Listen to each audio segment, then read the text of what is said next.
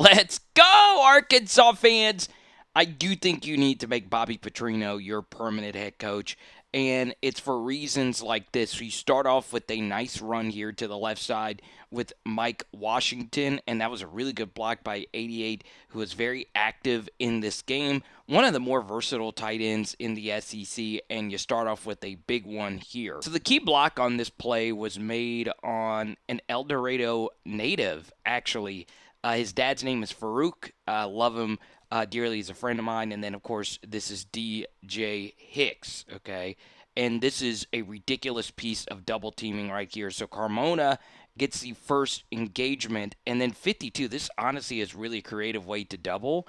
You're stepping to the right, and you look as if you're going to the mic. And then the DT doesn't see him. Boom. Okay, so you get him down to the ground. And look at how big of a hole this actually is. Also, these holes have to be widened because of Taylen Green's speed. Look at all this space for Mike to work with, and this is an easy read. All you got to do is see which way Zero is going to cut. He cuts to the inside, and that opens up a wide pocket of space. So you can see still, these ends right here still have their eyes on Taylen Green. So the speed of the quarterback helps open up that space, and all we need is Mike to make the safety miss, and he's able to do just that. Not Bobby's best call. I would have probably checked out of this deep delay fake pitch to the right side. In fact, if you would have just pitched it, it's a foot race between Braylon Russell and 3 to the pylon. So you fake pitch it, and then there was a blitzer flying off the edge that was unaccounted for. So you're in a tough spot. Taylen Green dealing with unblocked pressure on a longer developing play, and you got to roll out and eventually basically take a sack. And right here, Talon obviously doesn't want to take this sack. He throws it up for grabs, and you are very lucky that this wasn't picked. Third in Valonia, third in West Memphis, third in Fordyce here. I'm going to name every small Arkansas town on third and long at some point. This year, you get a really good pocket from this Arkansas offensive line. Taylen Green steps up. He finds Raylan Sharp to make this a manageable fourth down.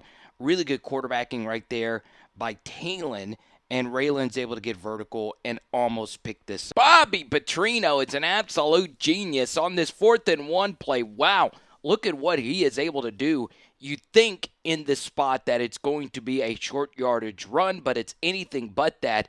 It's a deep, wide open shot to the tight end for a walk-in touchdown. So before we show you the completion, right, let's show you a 4th and 1 from last year, okay? So play action fake, it's basically the same thing except the tight end has a little bit more of a delayed leak. Look at Mississippi State totally selling out. Talon puts the ball behind his back, and it's a wide open walk-in. I'll get back to this throw, and it is there, okay? It's probably not going to be a touchdown, but you do need to just throw this. The problem, there was some protection, right? You do need to get rid of it, though, because, well, they're going to be bringing a lot of guys hot, right? There is no deep safety. So, in theory, there's going to be one extra guy to block that you won't be able to account for.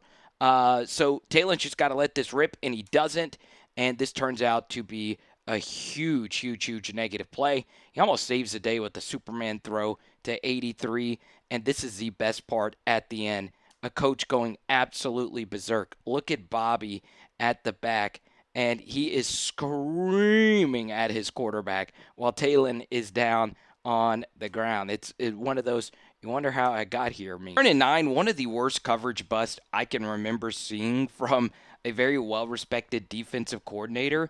It's a zero blitz, but they're playing zone to the bottom here, and you're basically just playing pitch and catch. I understand you want to get home and force another field goal per se, but goodness gracious, this is UAPB level bad. Talon gets hurt, and you have to settle for a field goal, and he courageously puts a right knee brace on. You know, he had to deal with some of these lower body injuries. This game very, very much felt like the Ole Miss game last year, in that you couldn't stop him defensively, but Talon just kept battling and keeping Arkansas in the game. And it feels like the Tennessee game from last week because you're down by multiple possessions. So Talon once again just sticks in there, Could have taken an absolutely massive shot, but he hits the tight end on the seam ball. Perfect stuff versus that single high look. And Jones has become one of the more underrated weapons in the SEC. Second and 11, and I'm going to say something very, very, very irresponsible, but Talon has turned into very watered down Jaden Daniels. Okay, he's not as good, but as a runner, it's comparable. Now, there are different styles of runner. I think Jaden has a little bit more burst and top-end speed. Talon, of course, is an overall bigger guy. But, man, you think you have an angle and you really don't. And the way they tightrope the sideline, Nick Walinda style, is absolutely ridiculous. Now, I will say, in the meeting room, 25 will not be well received by Mike Elko right there. Ugh. Now, first thing, you have to give Talon a lot of credit for this mesh point. Look at how long he actually holds this. It's kind of dangerous to do this as well. A lot of fumbles can happen, but Talon, this is a really good give read. I'm a little shocked he actually didn't keep it because this end was not crashing down as hard as I would have thought. But God, he guesses right. He reads it right. The end plays Talon. Nasty stuff.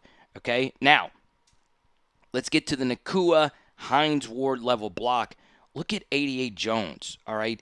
Such a valuable piece. Remember, he hit that big vertical shot as a fullback, and because the block was so good, it allows Mike to make the safety miss, and now it's off to the races.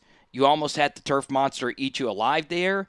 Once again, Mike doesn't have that top-end throttle. Man, he gets after it. He is a really, really, really good running back. He has lived up to the training camp hype. And honestly, you can argue he's been better than Jaquindon Jackson was last year.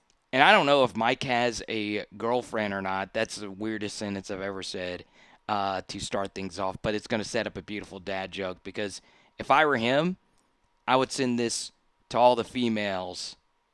Let me slide in your DMs. Get it? DMs? It's on the 5-yard line for Darren McFadden. I'm guessing that's it. Huh? All right, this will come off so wrong. But right here is one of the best throws I can remember an Arkansas Razorback making. I understand you didn't end up winning the game. You have 2 timeouts left. And, God, this is just, like, it's so good. It's so good. So, one thing Talon's had issues with is just finding windows and throwing the football. This is there to Raylan Sharp. It's really, really, really tough, though, because he has indeed doubled right here, and that might not be who he was looking at initially. You don't want to be late on this ball, and we also don't want to throw a pick to take points off the board. So Talon steps up into this pocket, then he backs out again, all right? Then he steps back up, 2 hands on the football, fundamentally sound, and now he's looking to potentially scramble, okay? So this is a good job by Carmona stopping to not get an illegal man downfield penalty, and now Talon throws across his body. Look at how tight the coverage is there to throw against the grain. That's a ridiculous catch as well by Omega Blake, and it's a touchdown. Look at that. I know we're skipping a lot here going to the third quarter, but there's going to be an NFL team that drafts Taylen Green probably higher than what his draft grade would be, because the Jaden similarities are just too crazy here. Just absolutely horrendous defense, which creates these track meet kind of games, which turns into your numbers being inflated, if you will. But for this game, I understand A&M's playing with the lead. This is ridiculous. It's just ridiculous, okay? And look at this, fading away, has the arm strength and torque to get this football here for a first down. All right, so this probably, I understand there were tougher Talon throws on this tape, but we know he can make those throws. What we don't know about him is throwing with the anticipation into zone windows. And look at when he actually rips this football to Omega Blake. Look at this, okay? Old Talon would wait for Blake to be right here. Now he's ripping this now. Okay, look at this. I mean, look at this, y'all. Look at this beautiful bean footage. Wow. Look, just ripping it. And when you throw with anticipation and hit him right in the chest, that allows Blake to have more momentum after the catch. Now, is this still a ridiculous piece of broken tackle play right here from Blake? Yes, but because the throw was with anticipation, it just adds that little extra half second for a guy to fall forward for a few extra. Why he does this better than Bobby. I know it didn't work for the fourth down. There really isn't even a play action fake. You have a tight end right here on an end, and all you got to do is float this bad boy to the back corner of the end zone. It's not the easiest throw, it's not the hardest, and he puts it right there, and it's caught for the tutty. Really good stuff. All right, so now you have to go for two. This was a play that they tried to run, I believe, versus Tennessee last year, and it didn't work, okay? So you fake the pitch, and then it's a shovel, right? The best shovel pass team in the SEC actually is Vanderbilt. But once again, 88 Jones, he's kind of become my favorite player on this offense. All right, 1st and 10, and we got to show you a negative Talon rep right here. Just tough. You start off looking far to the left, and this Omega Blake inbreaker has a defender underneath it. Can he get this up and down? I would need the all-22 to see it. Then we get to here. Once all these guys are back here, we just got to play pitch and catch right here, okay? So Talon elects to extend this to the right side and then does this backspin, which he's known for, and now he's in a lot of trouble, and he just takes a really bad sack. There's a 3rd and Bismarck, a 3rd and Bald Knob, a 3rd and Bitten. Speaking of Benton, I got to call one of their games recently, and Talon's in a lot of trouble. Here's our El Dorado native, DJ Hicks. Shout out again to my guy Farouk, played in the league, and he's right here to make this play. It's 4th and 5. All right, so there was a 3rd and 30 at the punt, and now it's 4th and 5. God bless. I mean, now this is truly some JD5 level stuff. You notice 50's not even really close to him. He got one fingernail on the back cleat. And then we get to here.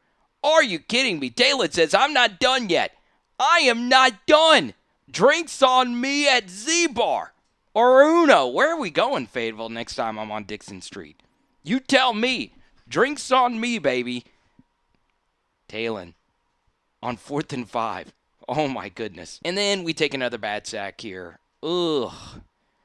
In this spot, we want to step up, okay? And this was a good adjustment by A&M. We're just going to blitz guys off the edges, and if we know he's going to spin out every time, let's just have faster guys there to catch him, okay? So if you step up into this pocket, you're helping out your offensive lineman. You're running all verts as well, and then you just run into a really bad sack, okay? Ugh. So we get to this second. What are we going to do here? Eureka Springs? I have a whole list here. Greenwood, how about that? That's not too small of a town. Shout out Kane Archer.